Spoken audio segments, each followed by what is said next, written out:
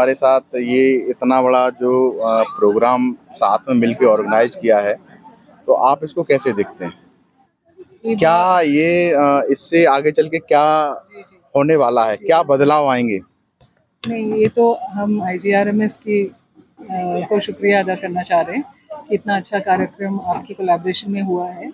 और ये आप लोग तो हीलर्स का कैंप लगाते हैं, जी मैम। बट हमने ये 2 दिन का जो साइंटिफिक कॉन्फ्रेंस किया है, और इम्पॉर्टेंट ये है कि इसमें आयुष मंत्रालय से भी आए हैं, ट्राइबल हीलिंग से भी आए हैं। तो एक पॉलिसी ड्राफ्ट हम बनाना चाह रहे हैं जो हीलर्स हैं, स्पेशली जनजातियों में और गाँव में, जिनको हम नॉन कोडिफाइड बोलते हैं, जिनको सिस्टम से बाहर हैं अभी, और जबकि सबसे इम्पोर्टेंट नॉलेज इनका बहुत पहले से है, तो इनको अब तक रिकॉग्नाइज नहीं किया था। जी, जी। उनके लिए एक पॉलिसी निकालने के लिए हमने कोशिश की है, और अभी काम शुरू हुआ है। अभी 2-3 जनरेशन से लोग कर रहे हैं इस पे, लेकिन अभी पॉलिटिकल विल है, तो हम चाह रहे हैं कि इसको एक पॉलिसी बन जाए और इन हीलर्स को कुछ लाभ हो। तो इसमें अगर IGRMS हम सब मिलके और 5 संस्थान जो मिलके हमने काम किया है, उसको आगे भी ले जाएंगे और पॉलिसी आने तक कुछ ना कुछ करते रहेंगे। तो हम ये माने कि हमारा ये जो प्रयास है वो सार्थक है? बहुत बहुत सार्थक है, और इतना अच्छा परिसर है। मैं रोज़ सुबह घूमने जाती हूँ और रोज़ फ़ोटोज़ क्लिक करती हूँ। हमारा एक न्यूज़लेटर है एंथ्रोपोज़ इंडिया जी, फाउंडेशन जी, का। जी, जी। आज ही मैंने वो मिथ्स ऑफ क्या बताया था आपने? Mythological trail. जी, मैथोलॉजिकल ट्रेल में काफ़ी पिक्चर्स लिए, उसमें एक छोटा-सा स्टोरी मैंने बनाने के लिए बोला है, अगले न्यूज़लेटर में आएगा, मैं आपसे शेयर करूँगी। तो थैंक यू यहाँ मैम। बहुत चीज़ें हैं जो देखने लायक हैं, और हर स्कूल बच्चे को आना चाहिए यहाँ पे। Thank you madam. Thank you. अलग-अलग राज्यों से वैद्य आए हुए हैं। आपने काफ़ी स्टॉल देखे होंगे, तो कैसा लग रहा है आपको?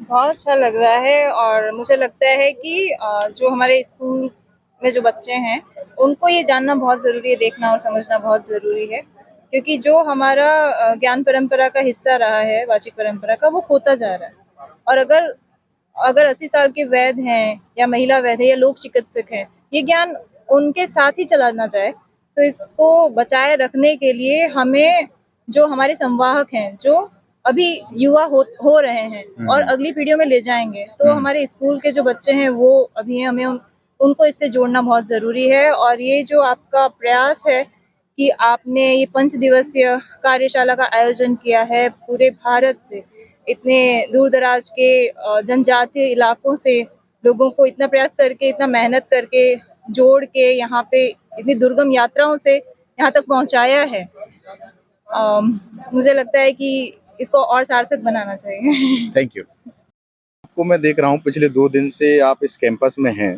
तो आपने ये जनजाति जो हमारे उपचारक आए हुए हैं, जो इलाज करते हैं, तो क्या देखा आपने और आपको कैसा लग रहा है, क्या होना चाहिए था?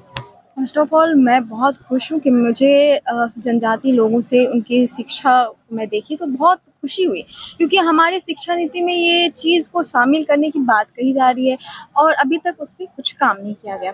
और जब मैं यहाँ आई तो मतलब बहुत प्राकृतिक से जुड़ी हुई चीज़ों को समझने का, और बहुत कम चीज़ों में आप बहुत अच्छे से स्वस्थ हो सकते हैं, इन्होंने बताया। लेकिन वही चीज़ हमारी सरकार इस पर बहुत पीछे अभी काम कर रही है, उनको काम करना चाहिए इन पर। और जहाँ पर हम ना एलोपैथिक और इंग्लिश दवाइयों के पीछे भागते हैं, बड़े से बड़े इलाज करते हैं, लेकिन हमारे आसपास ही बहुत सारी औषधियाँ हैं, उन पे हम ज़रा भी ध्यान नहीं देते। तो ये चीज़ हमें कहीं न कहीं पीछे कर ही देता है, क्योंकि हम बहुत वेस्टर्न कल्चर को अपना रहे हैं, वेस्टर्न चीज़ों को भाषा से लेके संस्कृति तक अपना रहे हैं, लेकिन हम अपनी चीज़ों को कहाँ पीछे छोड़ रहे हैं, जो कि हमारा तो ये तो धरोहर है। हम इसी से जुड़े हुए हैं, इसी से हम आगे भी बढ़े हैं, यही चीज़ को लेके आगे चल रहे हैं, लेकिन फिर भी हम इसको पीछे छोड़ देते हैं। क्यों? क्योंकि जो बोलते हैं ना, जब आपके पास जो चीज़ होती है उसकी कद्र नहीं होती है, आप इसे प्रमोट करते हैं। ये तो हमारा निजी जीवन है, हम इसे प्रमोट क्यों कर रहे हैं? अच्छा, ये ऐसे कार्यक्रम होते रहने चाहिए, आपको क्या बिल्कुल, लगता है? बिल्कुल, ये कार्यक्रम और भी हो। और क्या इनका स्तर बढ़ेगा इस तरह के कार्यक्रमों से? जो हमारे जनजाति वैद्य यहाँ आए हुए हैं और जो जड़ी-बूटियाँ वो गाँव में यूज़ करते थे, अब वो शहर तक हम लोग इसको लेके आए हैं, तो क्या फ़र्क पड़ेगा? आपको क्या लगता है? पहले इसको जिस तरह से ये लोग स्टॉल लगा के बढ़ा रहे हैं, इनको शिक्षा में बदलना चाहिए। आप जब जाते हैं तो आपको ये बताया जाए कि ये आप कैसे इस्तेमाल कर सकते हैं, आप किस पेड़ से आपको कौन से चीज़, कौन सी बीमारी आपको ठीक कर सकता है। तो इन तमाम चीज़ों को सीखनी चाहिए। सिर्फ आके आप खरीद के लेके जाओगे, क्या मतलब है? आप आओ, सीखो और फिर आप किसी को सिखाओ। अच्छा, तो आप ये कहना चाह रही हैं कि ये जो ज्ञान है, हुँ, इसका आदान-प्रदान होना चाहिए। बिल्कुल। बिल्कुल होना चाहिए, जो नहीं जानते हैं उनका होना चाहिए। Thank you. देख रहा हूँ कि आप 2 दिन से इसका कवरेज भी कर रहे हैं। आपने बहुत सारे यहाँ जो हमारे ट्राइबल लोग आए हुए हैं, उनकी जड़ी-बूटियों को भी देखा है। तो आप क्या सोचते हैं इसके बारे में? सर देखिए, प्राकृतिक चिकित्सा का जो हमारा सनातन संस्कृति से चला आ रहा जो एक दौर है, वो हमेशा से हमारे नानी के नुस्खों में भी, दादा दादी के नुस्खों में भी चलता आया है। थोड़ी सर्दी हुई तो हमको बोला यार ये खा लो, इससे ठीक हो जाओगे, लाओ काढ़ा बना देते हैं।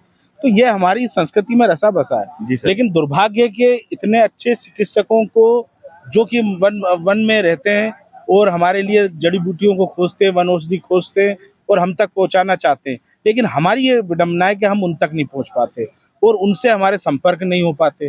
तो निश्चित तौर पर ये जो एक आयोजन हो रहा है, ये इस तरीके का आयोजन है जो लोगों को उस वनौषधि और उन चिकित्सकों से जोड़ेंगे जो हमारे दादा दादी और नाना नानी के किस्सों में हम सुनते थे। तो हम जो पिछले 20 सालों से 99 से हमने ये कार्यक्रम शुरू किया है, तो हम ये माने कि हम सही जो हमारा रास्ता है या जो हमारा पथ है, हम सही जा रहे हैं? बिल्कुल 101%, 101% आप लोग बहुत अच्छा काम कर रहे हो और ये काम मुझे लगता है कि ये शहरों तक है।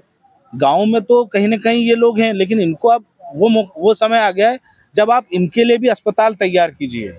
जो आप अस्पताल बना रहे हो, मुझे लगता है बड़ी बीमारियों के लिए ठीक है या एक उम्र के बाद जो होने वाली बीमारियों के लिए ठीक है।